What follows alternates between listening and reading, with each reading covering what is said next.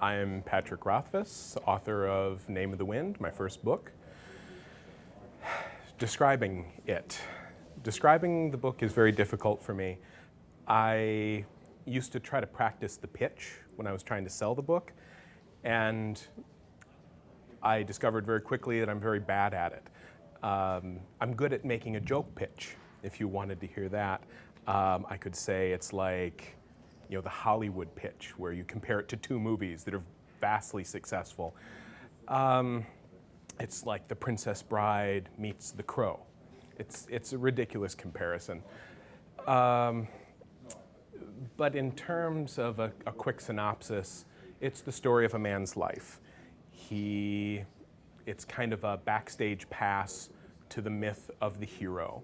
You get to meet this person, and then you find out the mythology that surrounds him, and then you find out where that mythology really came from. You see, that sounds horrifying. That sounds like the most boring early level college class that you were ever forced to take to graduate. It's not that boring. The trilogy took me a long time to write just because I did something that no reasonable person would ever do, which is normally you write a book and then you sell a book. But I've always thought of this as the book. And so I started writing, and then eventually it hit about 400,000 words, and I wasn't at the end yet, and I realized this couldn't be just a book. So I actually wrote it all the way to the end of the story, and that's how I think of it now, as the story. That took me 7 years to get to the end of the story, and then it's been another 7 years to today. So before I ever sold it, before it was ever printed, it took me about 14 years, including the endless revisions, which is probably why people like it as much as they do. It's sort of like a river stone at this point. It's been, smoothed till it's like glass. So, how did I come to write this book? I've always read fantasy. My first chapter books were C.S. Lewis's Narnia Chronicles. That's what I grew up reading. And so after that, I read everything. I read about a book a day for most of my childhood, 2 if they were short or if it was cold out. Lived out in the country, didn't have a lot of kids to play with. And I remember a neighbor moved in up the hill at one point in my grandfather's old house, and he came down, and he, of course, was going crazy. He didn't have anyone to do anything with, and he'd always come down to my house, and he'd be, do you want to do something? And I was really irritated. I was doing something. I was reading.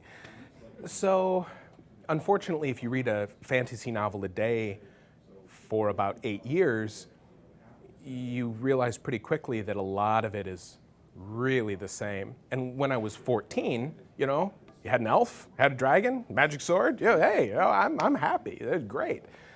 But eventually, I would get to the point where I'd pick up the book and I'd be like, "Hey, new fantasy book," and have I read this before?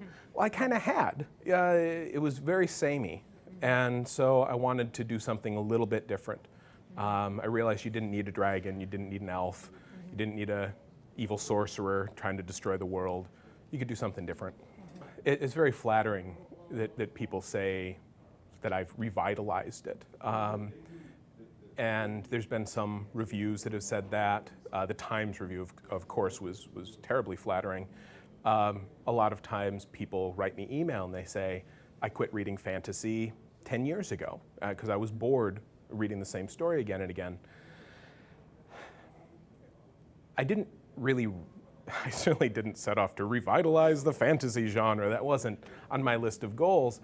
I wanted to write a story that I wanted to read. And I wish I could take credit for that thought, but I actually heard that when I caught Peter S. Beagle talking on a panel. And he said, I think we all write the stories that we wish we could read. And that's what I wanted to read, is a really good story about a person, very character-centered, but not so character-centered that it just ended up being pretentious and pointless, like some of this literary fiction where the entire book is somebody drinking tea and staring out the window into the rain and thinking about their mom. No, you want interesting things, you want mythic things, but without the character, why am I even here? Why would I care if not for a good character? I have had a very broad education. That's a very generous way of describing my educational career. I spent 9 years getting my undergraduate degree. The joke is, of course, a lot of people go to school for 9 years. They're usually called doctors. I went for 9 years and just graduated with the regular bachelor's degree. I love learning things. I would take a class on anthropology and find out that anthropology was really interesting, and Eastern religion and Greek mythology and Sanskrit and Eastern theater and what isn't interesting. I think because I studied so much of that, it enabled me to build a world that was very diverse. I mean, if you grow up and all you read is Tolkien and Shakespeare, you're not going to be able to draw on an awful lot. I get to draw on 15 years of reading fantasy novels of all sorts and all sorts of literature, because I've read all sorts of literature. I get to draw on 100 different cultures that I've studied, 300 level philosophy courses. I was almost a clinical psychologist. I was almost a chemical engineer. I went to school for chemical engineering at first. I think it's allowed me to come at writing fantasy from a slightly different direction. There's been a fair amount of speculation as to how much of me there is in Kvothe.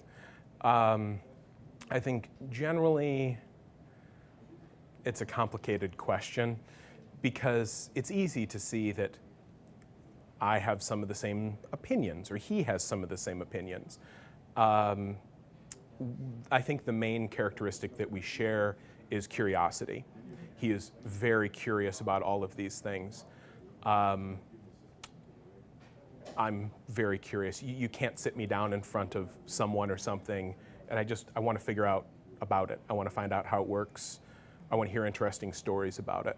In that way, we're very similar. What a lot of people don't realize is that I've been effectively roommates with Kvothe for 14 years now. Imagine method acting a part for 14 years because I'm constantly behind his eyes and I'm talking like him, I'm writing as if I were him, and I'm thinking as if I were him. So it's not just me leaking into his character. After all this time, I've been wearing his skin for so long, I think it's fair to assume that I've soaked up some of his personality traits, which is more than slightly creepy if you think about it, especially considering the sort of person that he is.